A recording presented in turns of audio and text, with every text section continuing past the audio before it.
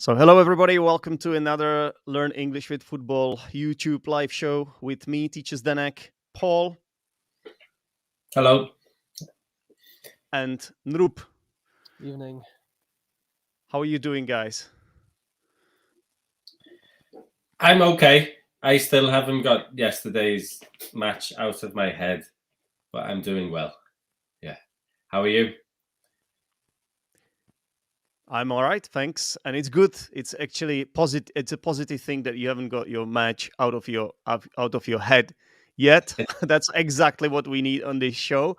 So, Paul and his YouTube channel Thank you. and his Instagram account. Mm-hmm. Thank you. And how about you, Nrup? How are you doing? I'm great. Just enjoying my holidays finally, and right now I'm in Slovakia.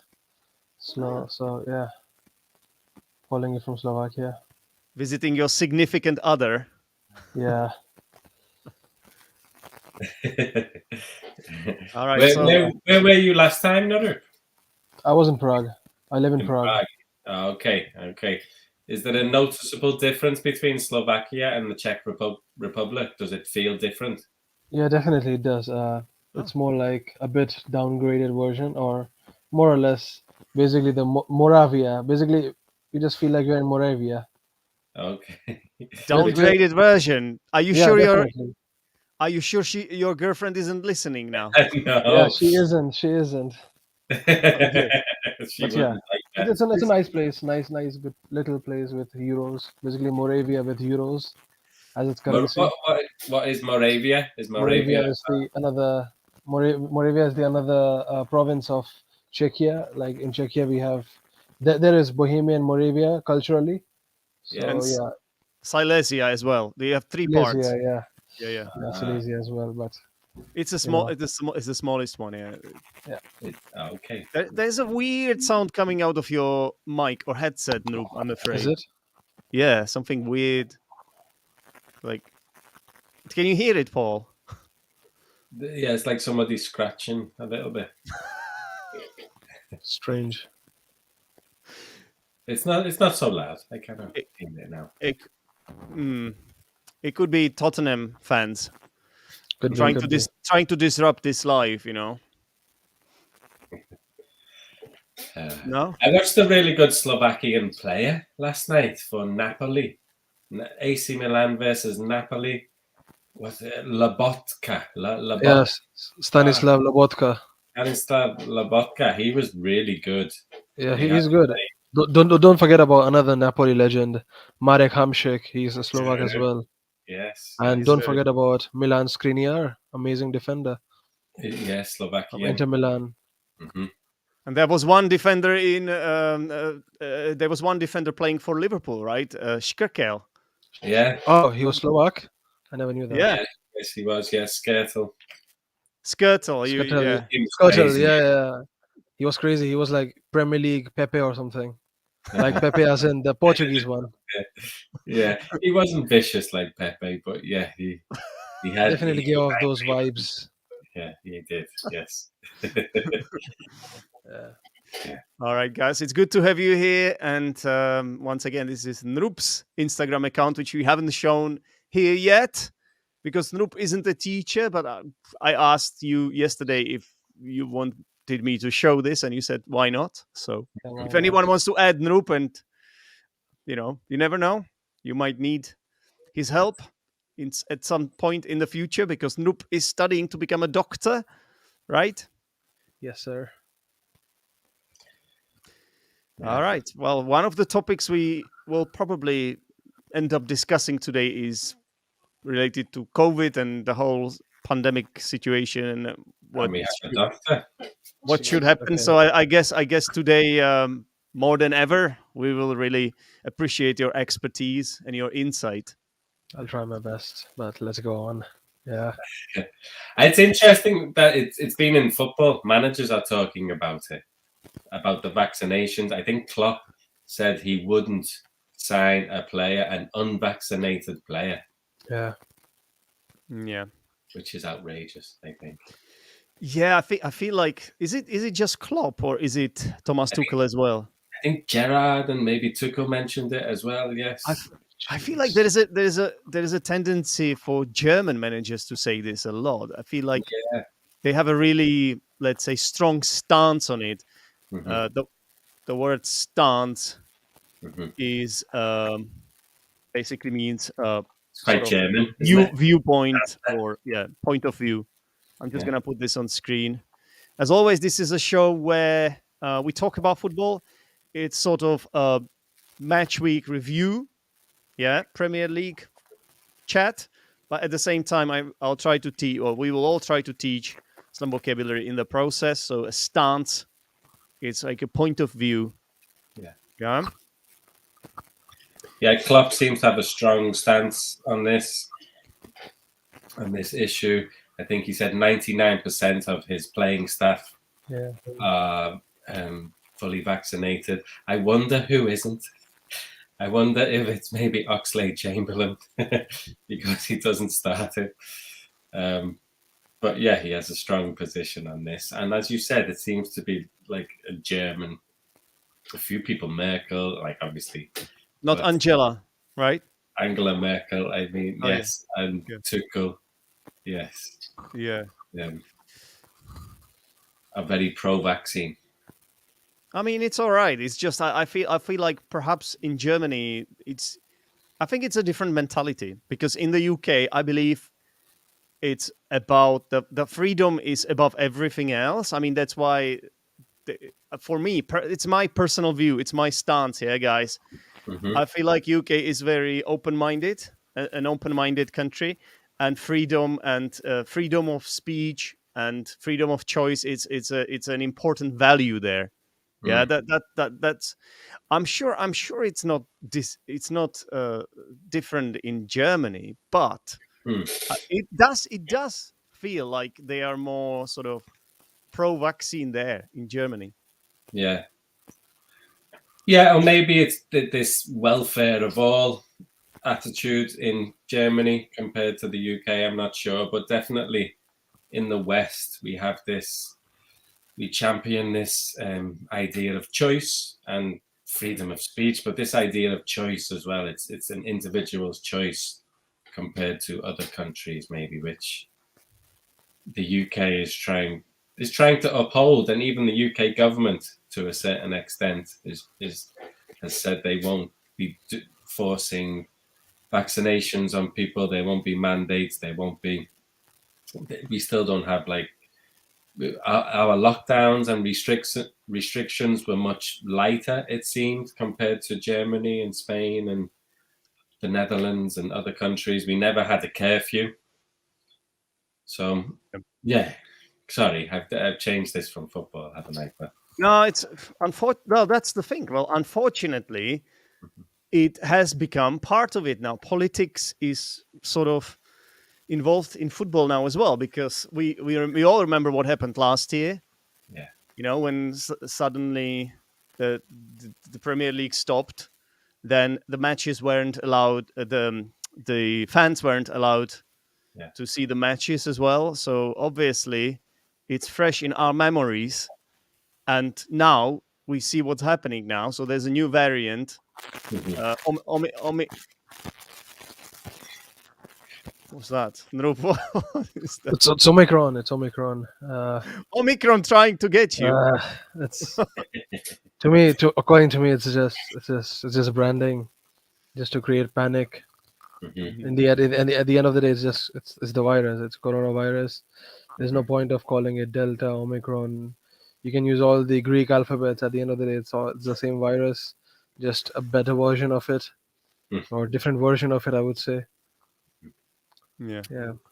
But it's good. It was good to see the football, the matches that did play in the UK, and just to see the crowds and just people in the stadiums enjoying the football. Last week, was it last week or 2 weeks ago in the Champions League? I think like most of the matches were in Germany or Austria. There was Red Bull Salzburg, there were Wolfsburg, Bayern Munich, Barcelona. No fans in the stadium. Yeah. And I didn't watch them. I was looking forward to Bayern Munich versus Barcelona. I thought, yes, this match is on tonight. I turned it on. No fans in the stadium. I was like, Yeah. It's not the same. No, I think I saw a game as well. I think it was Rapid Vienna Mhm. against West Ham United, I think, Yeah, and it no was it was the fans. same, and it was like a flashback or deja vu or something. Yeah. And it felt so weird. Suddenly, you could hear the managers speaking again and the Mhm. players talking to each other on the pitch. It's just not right.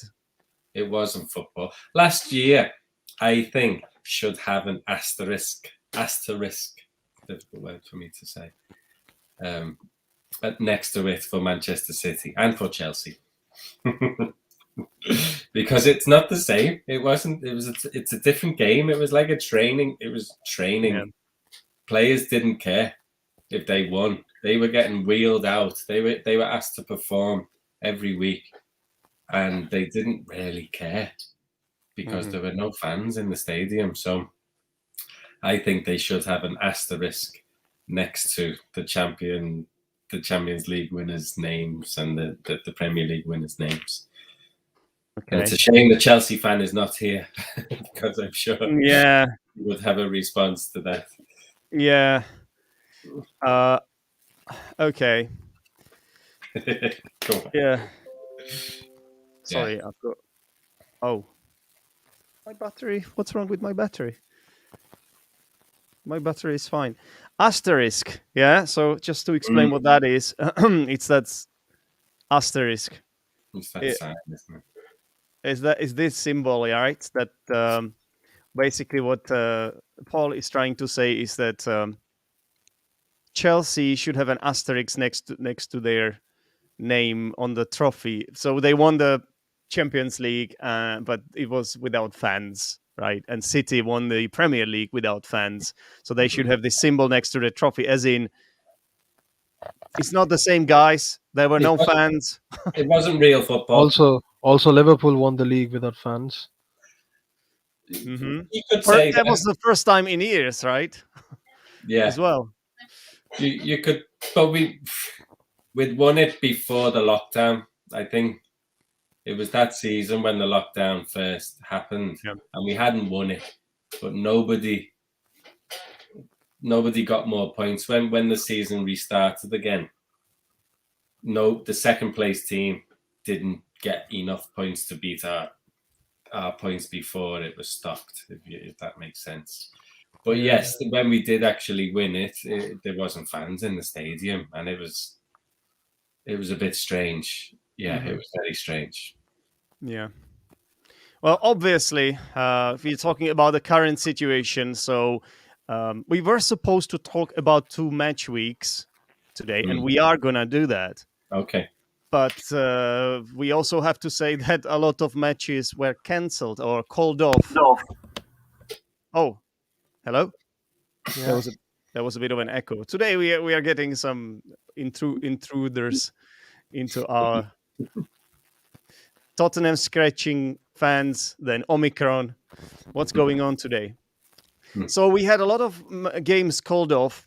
There were, I think, three or four midweek, and then, as well as that, the weekend was a bit sad because, especially on Saturday, I think there were supposed to be, I think, about 6 matches played, and only one of them went ahead, Mm-hmm. Yeah. and that was the Arsenal game, which we are going to talk about as well. But what I will tell you is that I was so happy that that game was on, and I heard other fans of other teams as well saying the same, because it would be so sad. It would have been so sad without the Premier League. Yeah. So where do you stand on this, Snoop? I mean, it is what it is. Uh, I think all the clubs, they are living in their own bubble, so they're lucky that they don't have any. Like the ones who are playing, I'm glad that they don't have much restrictions and stuff. But yeah, if you talk about Liverpool, Chelsea, Tottenham, yeah, what is it, Brentford? Yeah, it's a pity that they have lots of cases and they just have to follow the restriction, the protocol followed by the set by the government. Hmm. Yeah, you say it is what it is, which is a brilliant phrase. I love it. Yeah, Yeah. but I would like to point out that the Premier League hasn't been doing the job because uh, at the end of the day, all the clubs are following what the government said and not what the Premier League said. Because when you look at Arsenal at the beginning of the season, we had also a crazy amount of corona cases, but the Premier League didn't give us any sort of compensation for the games, and they were big games: Chelsea, Liverpool, City, City. and yeah, and just look at it. I mean, glad that we made it into the top four, but still, I think things could have been much more different. Yeah. Let me just finish this. So it is what it is. It's like a phrase which seems like doesn't have much meaning on its own, but it basically means we just have to accept this. We just have to accept it. This is what's happening. Yeah. You're not saying much by using this phrase. At the same time, it's quite a popular expression. Yeah, it's used a lot. I like it. It's kind of cool. It's like you cannot change it. Yeah. No, it is what it is. You cannot change it. The Japanese had a good word for that, shogunai daio, and they used it a lot. But sometimes in Japan, it was like, no, you can change it. You can. It's not shogunai. It's not. It is what it is. Yeah. But yeah, it's a nice phrase. I like it. I don't know about the managers are not happy, are they? Brendan Rodgers wasn't happy last week when Leicester. Did Leicester play midweek in the first round of I games? I don't think I they don't think so. did. I Yeah, I haven't can heard check much it about for. Leicester. Don't think Brendan they Rodgers did. was, no, they never No, did they did they? not. Yeah, No, it was the Leicester Tottenham match was postponed in yeah. midweek, The last and game then they played was against Newcastle, which was a week ago. they didn't play. So now what's happening is that a lot of teams have got matches in hand. So Mhm. that's a good expression to explain. If Yeah. you have a match in hand, Sorry. bless you. Thank you. If you have a match in hand, that means that you still are to play a match. But then you have got teams like Tottenham, who I believe have 3 matches in hand, if I'm not mistaken. Let me check. Yeah, they do. Yeah, Spurs have 3 matches in hand. Yeah. So So it distorts the league a little bit. yeah, It makes it look like Arsenal are doing well. I agree, but then actually, at the yes. same time, I mean, Spurs, they got their prep time, and Spurs, they have big games coming up. I mean, Liverpool was a big game, and they had to face Man United, which got postponed, I think, and now they face Crystal Palace, and you never know how Crystal Palace will fight back. Mhm. So yeah, I mean, they're Spurs, so Yeah. they will choke for sure. Yeah. So Paul said that it distorts the league. So another word for distort, it's a verb, is to twist. Mm. It's pretty much means that it gives us an impression. It might give us the wrong impression, or it might give us an impression that is not entirely. It might mislead us a little bit. Yeah, let's put it this way. Yeah. It happened a couple of seasons ago as well. I think Manchester City had lots of games in hand, lots of matches in hand, and yeah, like people were feeling positive about Liverpool winning the league and things, but Manchester City had games in hand, and they couldn't. Yeah. It's always a problem, by the way, when Manchester City have games in hand. Yeah. That's always an issue, especially because even with games in hand, they are able to be in the mix, They could right? play So 5 games in a week and win them all, I think. yeah, because they have so much Different squad teams. depth. Mhm. So that's something I want to ask you about. So who is this actually good for? Who is going to benefit from this? Is it good for those teams that they can get their matches postponed? Remember to postpone. Mhm. Postpone a match is to or to get a match postponed is to get it called off, get it cancelled, but that also means that you will play that match later. You will just put it off to another day, right? But is that really an advantage for the Premier League teams, or is it different for different teams? What do you think, Nrup? I think, let's say, for example, teams like Tottenham, yes, they will have because they are in a mess right now. So for them, since they are in a build-up condition, in a build-up situation, I think it's good for them. But if you look at the bigger picture, no, because they'll have lots of games coming up and lots of pressure. I think they purposefully forfeited the Conference League so that they can focus more on Premier League, because Conference League really doesn't matter to them anymore. So yeah, because I mean, why would Tottenham get rid of a trophy, a possible trophy that they could get? I think their aims are much higher now, considering after Conte's into the club. But yeah, when Yeah. you look at teams like Chelsea as well, even they have crazy depth. But when you look at their current situation, Corona cases and injuries, their lineup still looks good, and yeah, they're able to fight back. Good for them. I think they did a good investment at the beginning of the season, Chelsea and City. So you said that Tottenham purposefully forfeited the Conference League, yeah? So that's Yeah. an interesting phrase. So if you do something purposefully, that means you do it on purpose, right? You know what you are doing it with your own. You have an intention of doing it, right? And forfeited, it's like given up, I guess. Yeah, you gave it up. I say Is that you. true? They are Sorry, not in the. Is that I true? don't know. I'm Yeah, I'm it is. It wondering is. about this as well. But according to Noob's They forfeited information, the game against Rennes. Yeah, So yeah, they basically lost 3-0. They're out. they're out of. That was the Conference League, was it? Yeah, Yep. it was, Yep. wasn't it? So they're out of that. Okay. so they forfeited the Conference League once again. Forfeit, yeah. Yeah, yeah, yeah. So That's a terrible name for a competition. By the I way, know, I know. it doesn't sound appealing, does it? No wonder No. they forfeited it. some fans of other teams call it the Mickey Mouse League, Mm. just I mean, to take the piss out of Tottenham. Yeah. even the UEFA Nations League sounds similar to Conference League. Yeah. It's nonsense. I often confuse. Yeah, I get really confused which one is which. Now there's so many that I don't know which one is which. Yeah.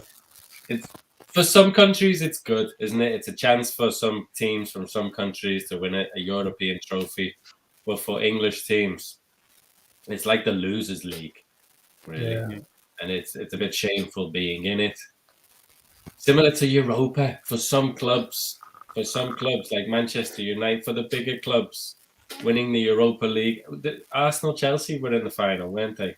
Yeah. Arsenal won that? No, we No, lost. no, we never had. That was Uh, Unai single- Emery. That was Yeah. Unai Emery in charge. Yeah, Okay. So, we lost to Chelsea. Yeah, It was bad. but Chelsea didn't celebrate winning that. There was no bus Yeah. parade when they But- came home. but the main reason was because they beat Arsenal. No, not because it wasn't worth celebrating.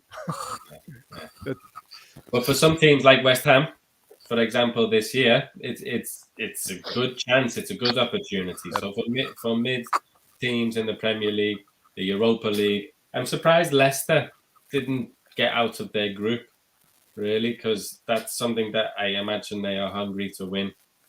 So good luck to West Ham. I hope they do well in the competition. Foxes are always hungry, yeah. Okay, Nrup, there's a lot of. Is there anything you can do about your headset? Just can you unplug it and see what happens? Just for a second. Okay. Just unplug the whole thing. Yeah. Silence. I'm enjoying the silence now. How is it right now? Is it better? To be honest, you sound quieter, but it's like a How? blessing. It's like a blessing now.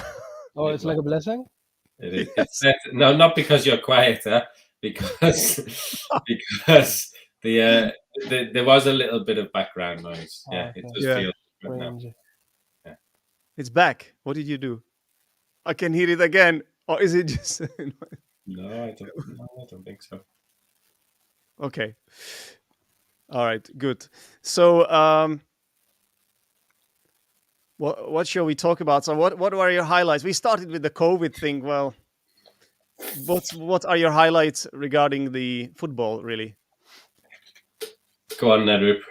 Well, obviously for Nrup, it's Leeds. Arsenal versus Yeah. Leeds. But But Has to be. I would like to focus on Tottenham and Chelsea. Uh, We have to. Yeah. Impressive. I'm impressed by Wolves. Impressed by Tottenham, and yeah, I mean Wolves. They drew against Chelsea. It just shows that yeah, they're this rising force in the Premier League. They could affect the top four. They're shaking up the top tables, even though they are sitting below, way below. And Yeah. regarding Tottenham, yeah, I'm surprised. I mean, Tottenham deserved two reds. Not gonna lie about that. And regarding Liverpool, yeah, it is what it is. The They static don't is have back. Fabinho. They don't have Fabinho. They don't have Van Dijk. Um, it's a big difference. yeah. What was the Wolves versus Chelsea match like? I never watched it. Neither did I, because the reason we didn't watch it, Paul, is because we were watching the Liverpool game. Oh, Because I what? think those No, two no, games were happening. Liverpool was after. No, Yeah, it was Manchester City, Newcastle, and Chelsea at the same time. really. Yeah, Chelsea. Okay. Yeah, Wolves, Chelsea, and No, wasn't this on Sunday though? yeah, they were both on Sunday, but at the same time at 2:00, and then Liverpool was after. Okay, I must be getting this wrong, but yeah, I didn't watch Chelsea either. But to be honest, like they're dropping points a lot Yeah. now. Chelsea, yeah. I mean, I watched the highlights and it was a boring game. There Mhm, was like none of the teams were trying to push and attack. I think mhm. it was an equal game. But yeah, I mean, shame on Chelsea, really. I don't know why people were hyping them up. I was a bit scared, like, oh my God, suddenly Chelsea is getting all the praise. Yeah, but then also you have to mention that Chelsea, right, they have lots of injuries right now. So they were playing with, I think, Chaloba and Conte. Mm. But The scoring goals is a problem for Chelsea, isn't it? They rely on Mount to yeah, score goals. I think Havertz is out, isn't he? Which if you cannot really rely on Havertz as well, I think. Yeah. But yeah. Lukaku has had problems. Werner, I don't think you can rely on him. So No, yeah, Lukaku Their seems big signings aren't good at all, no. statistically. Every single time I talk to Marvin, he's really like he really doesn't like Lukaku's performance these days. Uh, yeah. I think Manchester United did well selling him, and people thought he would be a good fit at Chelsea, and he looked like he would be. His first match, he scored 2 goals, and it was like, okay, yeah, Chelsea are complete hmm. now. And I think he needs a run of games. I think it's too early to judge him yet because he hasn't. He's been injured. Yeah, he's been injured. He hasn't had Yeah. a run of games, so it's too early.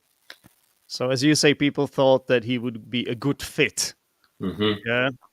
At Chelsea, does that means people thought he would fit? He would really suit Yeah. Chelsea, or he would slot in Mm-hmm. well, and he would be a good player for them. But doesn't look like it yet. Do you know what? Apparently, out of their last 8 matches, Chelsea dropped points in 5 of them. Mm-hmm. That's too much if they want to be the title contenders. Yeah. There was a I think time where Chelsea looked strong, but it's changed quite quickly for them, and it could be injuries. But I just think the style of play as well. It's not the most. It's from side to side. A lot of it controlled, quite not really breaking the lines. Not yeah. It's a bit more controlled, and they focus on not conceding a goal. rather than trying to score a goal. So I think that's a factor as well. It's not very proactive. Yeah, it's the question is like why? Like, is this something they have to do? Do they have to park the bus? I think Also, the fact that their defenders have been doing so well, they've been scoring goals, which I think is one thing we will have to talk about, because a lot of defenders score goals these days, and they were well. We have to speak about Alexander Arnold, a brilliant player that everybody would want these He's days. not a defender, is he No. really? He defends sometimes, but like his first thought is trying to create something, and now his position has changed. And I think this is from Guardiola. Guardiola, a couple of seasons ago, he had Kimmich moving into the midfield at Bayern Munich, and last year he had Walker not getting out wide when they had the ball, but staying in field and receiving the ball in a centre midfield position when they were a right back, and it prevents the counter attack, but it also allows him to be more central and to be more attacking. So, especially Arnold, his position has changed this year, and he doesn't get out wide. He lets Salah stay out wide and moves in field, and he ends up in positions where he can get shots on goal. And I haven't seen Cancelo's goal. Is it Cancelo or Cancelo? Yeah, Cancelo. But what a goal! Did you see that, Nrup? Yeah, I saw that. Oh my god! What a goal! That was a scorcher. Yeah. A scorcher is like a brilliant goal. Was it from open play? It was, yeah. It was, yeah. It was a top corner finish and a thumping. It was just such a force. Like, there was absolutely no chance for the keeper. Yeah. Brilliant goal. He has been the main player this year, I think, Cancelo. He has been playing out of his classic position for a really long time, and yet he's playing in such top level. It's really impressive, because when was the last time City actually had a proper left back? When you think of it. Oh my god. Yeah. That's quite impressive. Impressive. So Cancelo scored a goal. He is a defender. Robin Diaz scored a goal. Trent Alexander-Arnold scored one as well, right? So a lot of defenders, these are like modern defenders. Like they remind you of someone like Roberto Carlos back in the day. Like they are attacking minded, and don't they forget are about a real threat. And then there is Rudiger at Chelsea. You could say he's also could be put in that category, and of course Ben Chilwell was good. And it's where the space is now, isn't it? I suppose Chelsea play a different system. They play with wing backs, but so they supply the width and they have more inside forwards. But I think when teams come up against City and Liverpool, they play 5 at the back, maybe, and 3 in midfield. So the fullbacks have space. The fullbacks have a lot of space, and they get forward and can. Liverpool have Arnold and Robertson. I think I heard yesterday. Robertson, he also scored a goal, right? Yeah, he did. Yeah. There's another one. Yes. So, I think who have you got out of them in your fantasy football team? Who do you think? Got Robertson. Who do you think? Out of these 4, who do you think I have? You don't know. Arnold. I have got Alex. He was the most expensive defender at the beginning of the fantasy league. Yeah, and I got him. He's now 1 million more expensive than when. Yeah, so I have made a lot of profit on him. I guess I could sell him at some point. When he gets injured, I'll sell him. But he's been doing an amazing job for my team, for my otherwise underperforming team. And then Cancelo, I also have Cancelo. That's a good one to have. I wish I had Cancelo. Yeah. So what about Arsenal defenders, Nrup? Are they good? I think so. They're good. They're good. I think they are definitely Premier League standards. I would say, I think our backup needs to be stronger, but because if one of us, because you could see that from the last from yesterday's game, or no, day before yesterday's game, that when Tomiyasu was subbed, you could see the difference in our defense. Our defense got really weak, and Suarez was not enough. He definitely needs to be gone. And also Tomiyasu, he doesn't play as an as a right back. He plays more as a centre back who is on the right side. But So that's what you needed, I think. definitely we do need him, but then there's no competition for him. There's no good backup because for our left back we have Tierney and Nuno Tavares who are brilliant. They both have unique features, unique characteristics. Tierney is more physical, cross as well, whereas Tavares is more baller. I So think yeah, he's looked good. Tavares, yes. I think Tomiyasu is injured, isn't he? He I went don't off know. injured. I don't. I I think mean, he has a muscle injury. Not serious, but I think I he will think it be. was a fatigue, like some pull, but nothing serious. I hope so. And yeah, Yeah, it's been brilliant. By the way, I have managed to win the league with Arsenal. Uh, yeah, I was surprised. yeah, I was playing FIFA Football Manager. Yeah, Football Manager. So Football Manager 22. If any of you know this PC game, and I won the league. I won the double with Arsenal, and Tomiyasu was the best player of the season. He surpassed his expectations. His potential. It just went beyond that. He's made a By big difference. I know, like other players are getting credit as well. Sorry, football manager. I know No, no, he's. no, no. It's not important. I just thought I would throw it in, but I also want to point this out. I think this is what Paul said. He looks good, Tavares. Mm-hmm. So this is interesting. Yeah. So you've Mm, got there are some verbs in English which are followed directly by adjectives. So these are called linking verbs. One of them is to be. So you can say someone is good, right? Um, you can also say someone looks good. You can also say something smells good. Yeah. Whereas if you were to use other verbs which are not linking verbs, you would have to say well. For example, Tavares plays well. Yeah, which is an adverb. Well is an adverb. So Americans would say plays good, to be honest. But Paul, don't do this. yeah, sorry. I know. Yeah, I know. They would also say, yeah. No, let's not go there. You're right. There are, Sorry, ladies yeah. and gentlemen, sometimes there are some rules that are broken too. Yeah. So Americans would say he plays good. You're right. Yeah. Sorry. But the Yeah. correct word should be well. Actually. Yeah, I remember like people say it in the UK now. They say good all the time. How are you? I'm good, which is is wrong grammatically, but like yeah, it's fine. It's now common language. Yes. Yeah. No, the language is a living organism, so it develops all the time. So there are two perspectives. What something that's called prescriptive grammar, or like that's where you are looking at the real rules, the true rules, Mm. and some people say that we should always follow the rules. And then there is something called descriptive perspective. So you're just describing what's actually used in reality.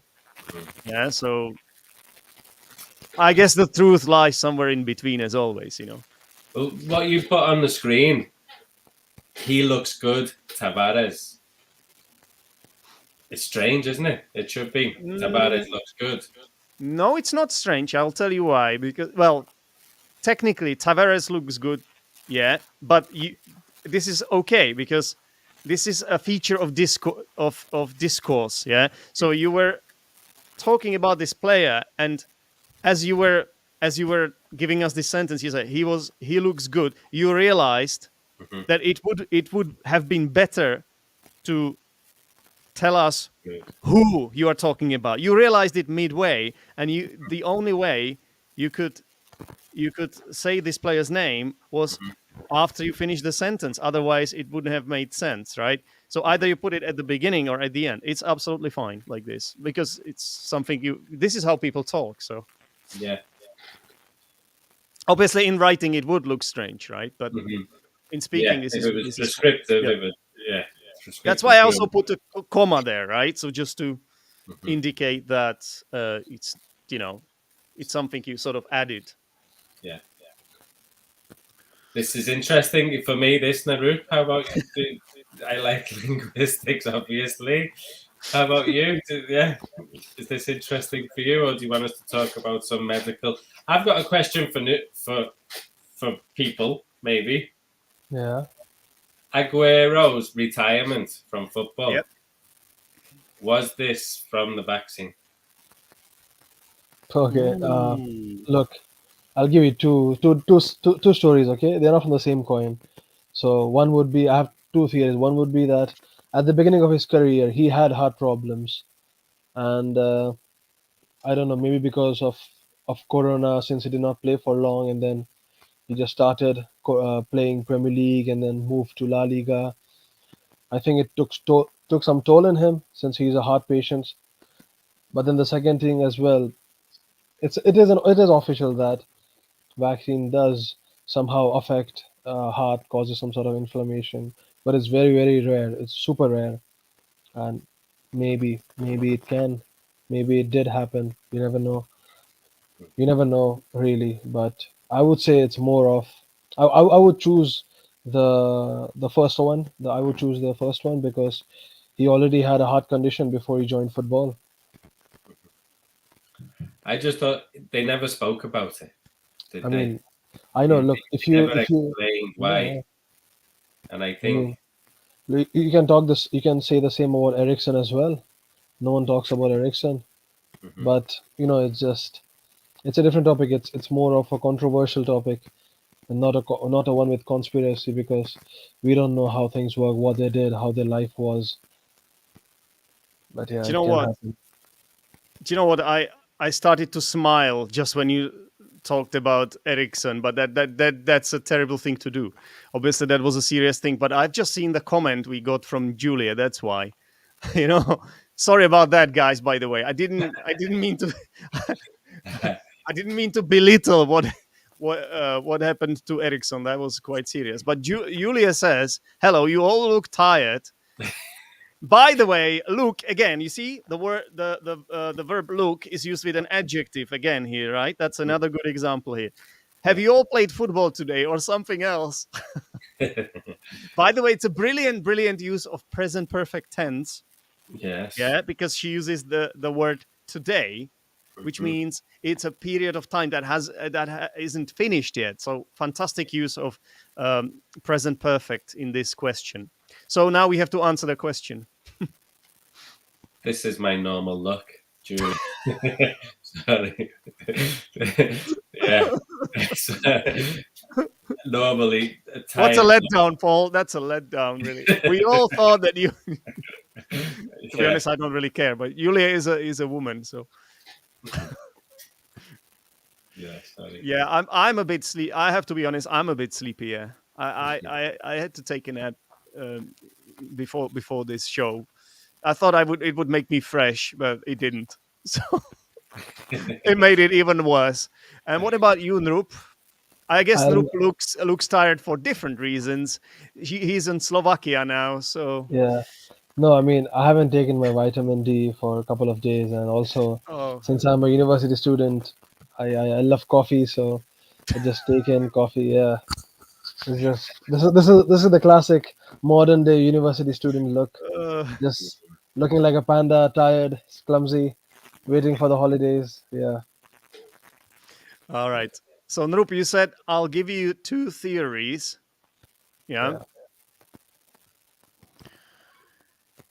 Uh, it will be difficult to explain the word theory. It's an abstract idea. So I would say I'll give you two explanations of this, let's say, in this context. I'll give you two possible explanations.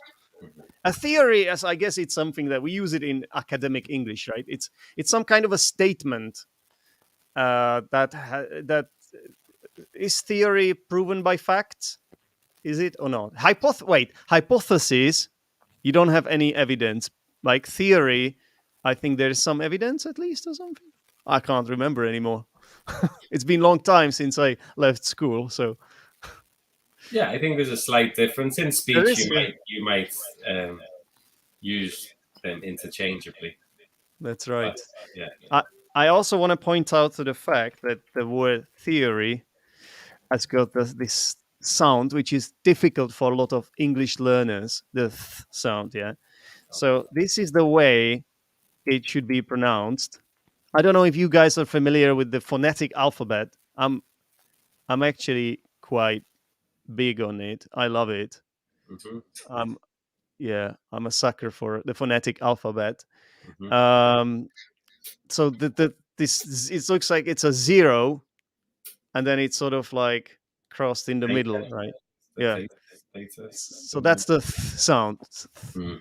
So it's as if you want to say like the sound that a snake makes, with one difference: your tongue has to touch your teeth, and then you. So imagine you are saying as the snake, but your tongue has to touch your teeth while you're doing it, and then you will end up doing. Then you will end up making that sound, and then you have to put it at the beginning of that word. So theory, When theory. when people do a Spanish accent in the UK, we do lots of. That's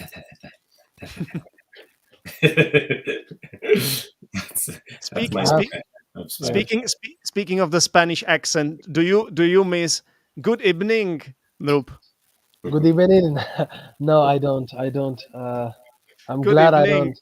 Good So evening. what are Yeah, we talking about here? You have to explain it now. I'm afraid. we're talking about our ex-manager Unai Emery, who would start his every press conference with "Good evening." He would legit say "Good evening," and yeah, Yeah. that's how the Spanish speak, like the classic ones.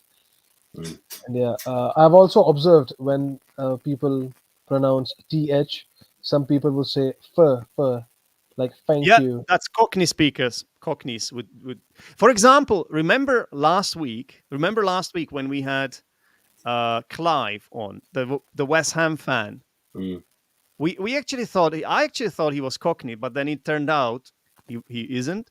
But it's still a feature Yeah. of certain accents, Yeah. and I think in London people speak like that. So instead of they say They uh don't they? Yeah. yeah I've so observed that a lot fear in uh, so they would say theory, yeah, theory. Yeah, Mm. that's right. I've No, you're observed right. that a lot among African originated people as well, Oh, and okay. some French speaking people as well. They Okay. would pronounce it as fur. It Yeah. was interesting. Yeah. Yeah, No, you're right. You're right. Even yeah, I've got a French student. She also pronounces it like that. Ah. Yeah. And the voiced, so th is Yeah. often said as a d sound as well. Look at that over there. N- In, uh, and in Cockney accent, it would be v. So you say yeah, brava, brava, oh, v, okay, yeah, brav, yeah, yeah, yeah. yeah, brava, bruv. or Hmm. yeah. Yeah, true. It's really cool. This, yeah. Yeah, how much can you teach from from this I and sound? I I could go on about this for ages, to be honest with you. I Like, could actually. well, we are here to talk about football, so we really I think so. I think Liverpool are I would say Liverpool are cruising, right? So you got yeah, two wins, one against I think it was in Newcastle, Hmm.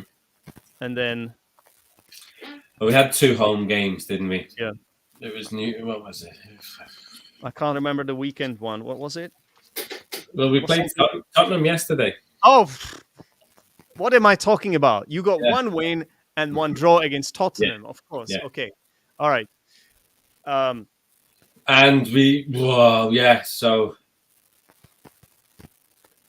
at the end of the day, we have to accept this point, I think, and I think Spurs played well. They had the better chances. The decisions didn't go Liverpool's way. I think there was a we couple will of talk about this, yeah, for sure. decisions that didn't go Liverpool's way, but also this happens in football as well. And there was a couple of decisions that maybe didn't go Spurs' way. With the second goal for Liverpool, it hit Salah's hand. it wasn't intentional, but sometimes they can be given. So, yeah, we got lucky with that one. But yeah, Liverpool are doing well. We're missing players, and you spoke before about this situation, people losing players because they test positive, and so Liverpool cannot deal with this really. There's a big difference between Liverpool's starting 11. We played a 19-year-old in the centre of midfield away at Spurs. Yeah. His first Premier League start. He's only played 2 or 3 games. It would have been a big ask. Sorry, I'm trying to think of a better way to say that. It would have been not surprising, but it would have been a really good victory if Liverpool had won that match. Yeah. And we almost did. We almost did. There was a big mistake by Alisson. He's been making lots of mistakes, not lots, but there's been a few mistakes like that recently. He comes rushing off his line, he misses it. I think you need to change his position. Like we saw last season that he's able to score goals, so why not just play him up front? No. Yeah. No, I noticed he's a bit shaky. I also he seems a bit too. I don't know. I don't know how to explain it. He wants to get involved in everything. Like it's a modern goalkeeper these days, right? You have to be able to distribute the ball well. But it feels at times as if he does too much on that part, and he should just take it easy sometimes. The way Liverpool play, he has to. I think Liverpool give teams chances. There's always a chance to get in behind. We play a high line, so he does save us many times by coming out. Yeah. So maybe it's just the sheer volume of how many times he has to do this, but it was a big mistake. It was a howler, really, and he's made a few recently, and this one ended up in dropping 2 points. That's a very nice expression, a howler. We often use it to talk about goalkeepers' mistake. I don't know why I said computers, but it's like maybe a similar word is blunder, let's say, but howler is specifically used in football as well. And so I also noticed that Paul kind of implied that he was very careful how he said it, but he said there were a couple of decisions that didn't go Liverpool's way. Nrup, do you know what Paul might be talking about? Did you see the Harry Kane incident? Yes, I did. So what do you think of that? That was red. Easy. It wasn't. The referee didn't brandish red. He showed him yellow. So, but for you it was red. Yeah, for me it was a red. It was a red. Why? Explain yourself, young man. Yeah. Just look at the tackle. Look at the picture. I mean, look at it was leg first. Yeah. Do you know what Harry Kane said in the interview afterwards? Yeah. No, I cannot understand him. Obviously, yeah. He was like, obviously, I got the ball first. Obviously, I got the ball first. No, you did not get the ball first. You didn't even touch the ball. What are you on about, Harry? Yeah. It was a typical forwards tackle, a striker's tackle, but he was trying to make a statement. Like the match had kicked off, there was intensity in the match. I think that Tottenham scored. I think with Tottenham winning 1-0 at that point, possibly, and he flew into that tackle, and yes, the referee gave him a yellow. VAR, I don't know why they didn't ask him to check it. The referee can give him a yellow. That's understandable, I think, but VAR need to ask the referee to look at it. Yeah. Your manager, Jurgen Klopp, was absolutely livid.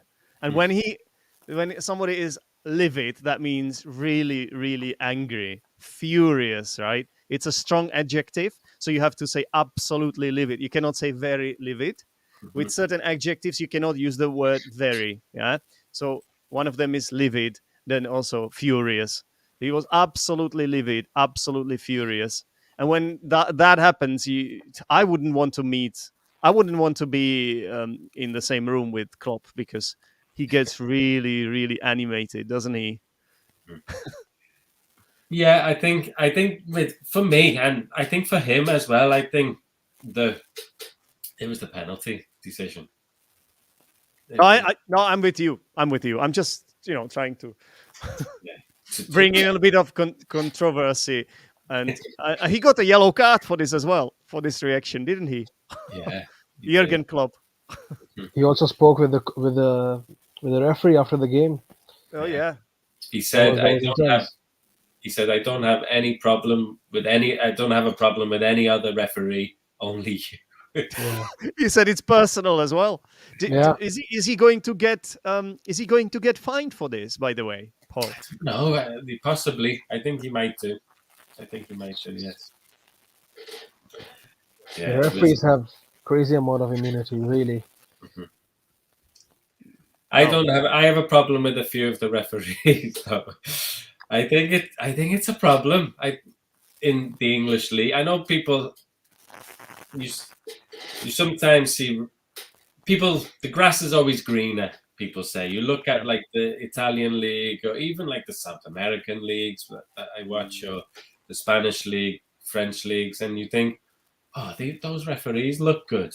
But I'm sure there are problems within every league with referees. It's just the nature of football. But these referees, there is no accountability with them. Mm-hmm.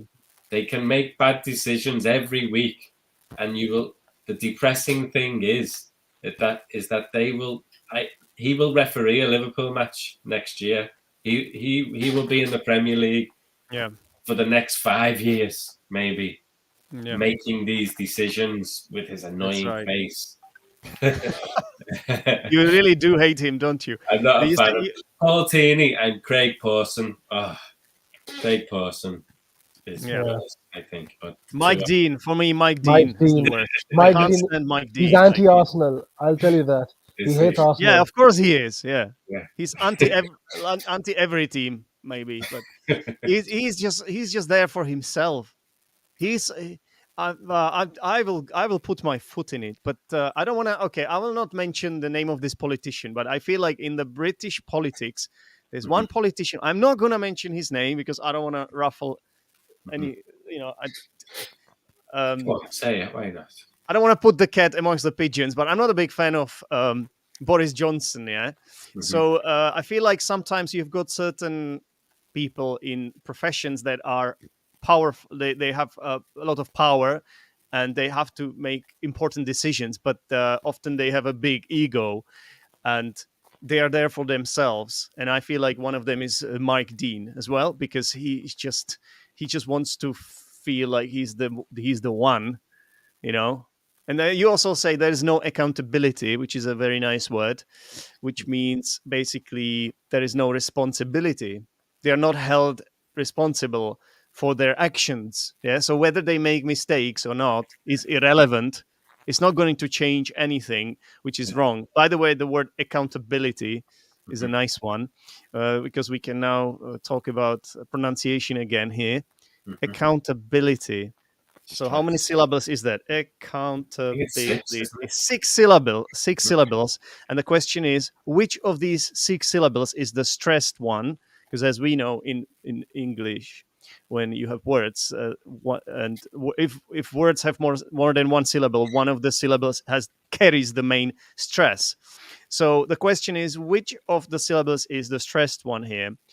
Accountability. So it goes on B. Yeah, that's. Now you might be asking why. What's the rule? Is there a rule? Sometimes there is no rule, but here I would say there is one. So when you have words, nouns, which end in ity, like Manchester City, City. Nouns that end with ity, they have the stress on the 3rd syllable from the back, if that makes any sense. So responsibility, for example, yeah, or what else is there? Punctuality. Speaking about maybe Aubameyang, punctuality. Nrup. Okay, let's talk about that for a while then. So Pierre Emerick Aubameyang, the highest earner at Arsenal, the captain. I don't want to say legend, but he helped Arsenal win the FA Cup. Has been kicked out of the team. Yeah. So what happened there? It's a problem, isn't it? No, sorry. So he's a big wage earner. He's not going anywhere. And I don't think anyone is going to offer him the same wages. He's the eighth highest paid player in the Premier League. Did you know that? I never knew that. I've recently checked that. Let me just if you give me a second, I will tell you exactly. So the highest earners. Now this is the wrong link. Give me 1 second. Here we go. Do you know what? I can actually share my screen. I found this in one article. I'm going to share my screen. You guys can tell me what you're thinking. Okay, here we go. Right, top 10 highest paid Premier League players in 2021 and 2020. Who earns the most? 10th place, Anthony Martial. Doesn't even play, right? at Manchester. Thomas Partey, the worst player at Arsenal at the moment. I wouldn't say that. I would say Xhaka, but fair enough. Xhaka is playing better than Thomas Partey. I disagree with you. I have some points to talk about when you asked me about the game. He should have been sent off. He was terrible. Yeah. That's right, but he had a good assist. It was bad play from Leeds and good play from Martinelli.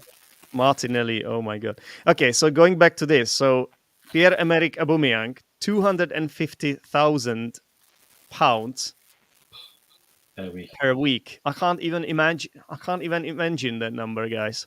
I know. It's like what, £35,000 a day. Yeah, he just wants to earn. People earn that in a year. Yeah, and then you have Paul Pogba here. Paul Pogba doesn't even play. No. And they get paid. N'Golo Kante, that's I would say that's the first one that is deserved of all these. But he doesn't spend any of it. Okay, well, which is fine. Yeah. Which is all right, I guess. Yeah. Raheem Sterling, I guess fair enough. He's a good player. Jack Grealish. David De Gea, wow. David De Gea, a goalkeeper. Look at this. De Bruyne. And Cristiano Ronaldo, Kevin De Bruyne. So where is Mohamed Salah, the best player in the Premier League? Yeah. So he went, and he deserves to be up there. So he definitely. He yes. should be earning 400k. Mm-hmm. Yeah. Yeah. Well, that's what his agents are saying. That's why he hasn't signed the contract yet, because Liverpool are not offering him that. Yeah.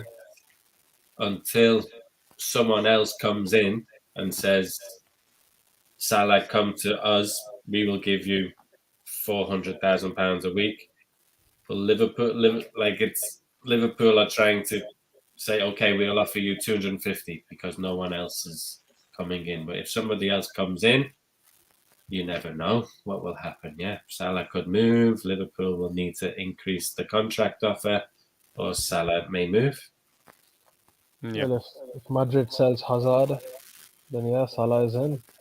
Possibly, yeah. I can't imagine Salah leaving. He's a legend at Liverpool. Come on. He doesn't want to leave, but he wants what he deserves, and he sees players like David De Gea, Thomas Partey earning more money than him. Pierre-Emerick, I'm not playing anymore. Well, what's his name? But I also understand Liverpool because it's similar to Aubameyang, like similar age, point in their career. If Liverpool did offer him 4-year contract. Like how old is Salah? He's Salah's, 20. Salah's a bit older, maybe than well, he's 31, 32, no? 31 probably. No. to 30.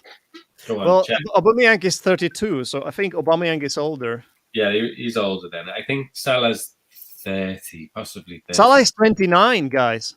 29. 1 year. Yeah. So he's still young. Yeah. But it's a big contract, isn't it? So yeah, and if he wants probably more years, he wants 5 years, 4 years, which will take him to 33. Yeah. Older than Aubameyang. His form might drop. You never know. Like, yeah, but I feel like there's a massive difference in attitude. I mean, Aubameyang is, you know what? Like we loved him. He really got on well with the fans. He was a popular figure in the dressing room, but you can see it. You can see it when he talks. He's a bit of what you could call a free spirit. Yeah. He's a little bit like that. It's his personality, which is okay as long as you follow the rules. yeah, I think we still don't know everything about this incident. I feel like there's something they're not telling us. yeah, I think so. Yeah. I think it's a build up. Lots of things have happened in the past. I feel like there are more things, and this is just the straw that broke the camel's back. Yeah. Mm-hmm. This was the last nail. And yeah, it's a shame. It's a shame that such a great player, arguably the best player after Wenger's era, has to end up like this. Do you remember what Marvin said when we were talking about? He said Yeah. that he was the only he was here on record as to say that he's the only world class player at Arsenal. Yeah, I agree. I think this Saka maybe is improving, but Aubameyang, there needs to be. You need to keep the door open for him. I think to just completely close the door and that's it with Aubameyang is very risky. It's very risky. I think you want him performing for you. You want to do the best and create the conditions for him to thrive. And I think Arteta just has had enough, as you said. He's had enough, and he just thinks, I cannot trust this person. I don't want to build my team around this person. This is it, because weirdly enough, Arsenal are playing really well since this incident happened. They have been playing really well, and that's a bit ironic about it as well, because usually when there is a problem, there are some sort of it can make some sort of impact on the team. But in this case, it could be the other way around. Yeah, and about Arteta, he has got history of having issues with players, of falling out, which is a nice phrase, a verb, to fall out. Yeah. Catalan, isn't he, Arteta? I have no idea. Probably Catalonia. I'm not. I think he is. I'm not sure. But to fall out is just to sort of have a disagreement with someone, start talking with someone. Let's say, stop talking with someone. Just to go back to this expression, so there have been more incidents with Aubameyang, and Arteta doesn't always go public on this, but with this one, it was the straw that broke the camel's back. It was the last straw. It was like piling up. It was putting more and more pressure on Arteta, and he couldn't take it anymore, and he just went public on this one, and it was quite bad. I thought, like the way he sort of named and shamed him. To name and shame someone, Yeah. He called him out publicly, and it seemed like at the time it was going a bit too far. So, Nrup, what do you think? Was it a good decision? I think it was perfect because Arsenal, they have history of hiding many things behind the dressing room. We don't know what happened with Ozil, Koscielny, and there were a couple of players, Willian. You can go on. Guendouzi as well. Guendouzi as well. So, in my opinion, uh, Arteta is doing an amazing job uh, behind the room than outside the room, and Mm. I think that's how a manager should be. Like, all the players at the end of the day should be treated equally. And yes, Yeah. of course, that doesn't mean like your star player or your best player has some sort of privilege. No, at the end of the day, it's a matter of discipline, and it's a sports. So one of the basics of sport is discipline, and when you don't have discipline, you don't deserve the respect. Mhm. No. And All the top managers demand that respect. yeah, All of them, Guardiola, Klopp, Conte, they demand respect. Yeah. Like Klopp got rid of Sacco early in his tenure as Liverpool manager because Sacco was just being a little bit like late a couple of times, made a couple of comments, possibly joking around, and Klopp got rid of him. Guardiola, if you watch the Manchester City documentary, he's quite a intense person. He demands respect from all the players. No casualness, no relaxed Yeah. atmosphere. It's quite intense. Conte, similar. Conte Yeah. is so Conte aggressive. is so good. Yeah. Yeah, So Yeah. I think good luck to him. Well, Maybe it's not maybe not his character as much, Arteta. yeah. I think that's a good point because I feel like it is not his character because he wasn't. I don't think he was that. Like he was a captain. He was an Arsenal captain. Yeah. He had the leadership qualities, but it wasn't because of sort of being this strict or I don't know. It was just something else. I thought, but I feel like it's. You mentioned Guardiola because he was his understudy, right? I feel like this he learned it from him because he's the best. He's the best. Like there was a interview with Thomas Tuchel, and Mhm, Thomas Tuchel said that he is the best manager mhm, out there, Guardiola, right? And he proved it. He proved it in all different in all these different big clubs: Barcelona, Bayern Munich, now Manchester City. So he learned from the best, yeah, Arteta, and now he's just. I think. I think this is something that he's trying to learn, and at a younger age, naturally. Also, did he play with some of the players? Maybe, well, he did play with Ozil, right? Yeah, he yeah, did. So it's like it's a difficult thing to do. It's like when you start as an English teacher and you start working, you are a novice teacher and you are young. You kind of always want to be friends with the students. It's just something. It's just difficult for you. I still have this problem, by the way. But you know what I'm trying to say, yeah? You have to there has to be a bit of distance, let's say, or you have to separate the two things, friendship and work. And yeah. I think he's showing us that he's prepared to make sacrifices. And Mhm. the question is like, isn't this going a little bit too far? Because as Paul says, he's as we have seen, he's the highest earner, and as Paul says, he's a great player. And is this the right move? I think he knows he has to be strict because, like we just said, to be a top manager, you need to have the respect and to be strict and to have discipline. But like, it may not be natural for him. I think No. it may not be. Yeah, he might not have that imposing personality or that way. But he's learning, and you can learn those skills. And he's certainly trying to impose himself and to set standards. So it's a good thing. I think top managers have this. Yeah. Yeah. So that's a good word, imposing. So an imposing personality. So it's an adjective. Where am I? Here. Let me just put it on the screen. He might not have that imposing personality. So imposing means having an appearance that looks important or causes admiration. So you're just this big, strong character, let's say.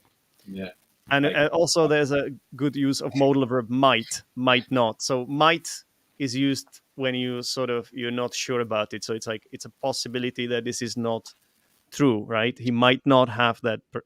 yeah, it's a big Yeah, feature of upper intermediate language using might and could and when when I used to do the Trinity examinations, the jump between intermediate and upper intermediate, you needed to use some of these like speculative language.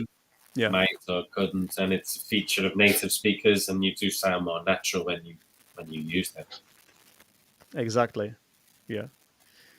Absolutely.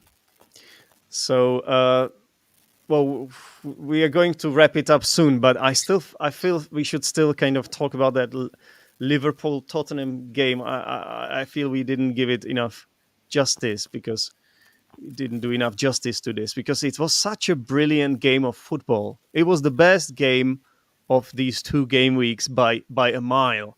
What a brilliant game! Liverpool Oh, matches are always good, Zenith. They are. It's the way we play. Heavy metal football from like minute 1. We try to attack. We play a high line. it's a Tottenham fair had point. 8 men behind the ball and counter-attacked on us, and like they could have scored 3, 4, or 5 goals really. But if they were playing Burnley, or if they were playing another team, Manchester United, it's Liverpool that's the common denominator in these fantastic matches. Sorry. No, there's no, I can't argue with that because win or lose, you really produce excellent football. You score goals. I remember that West Ham game, right? You lost it, but you still scored It 2 was an goals. entertaining match. Entertaining game of football, and now Tottenham that came out of nowhere in Nrup. So obviously Arsenal's rivals Spurs. Where did this performance come from? Even from them? Conte, nothing Yeah. else. He's the man. Playing 2 up Tottenham front. maybe injuries. Yeah. Son was amazing, and Kane scored a goal, his second goal of the season.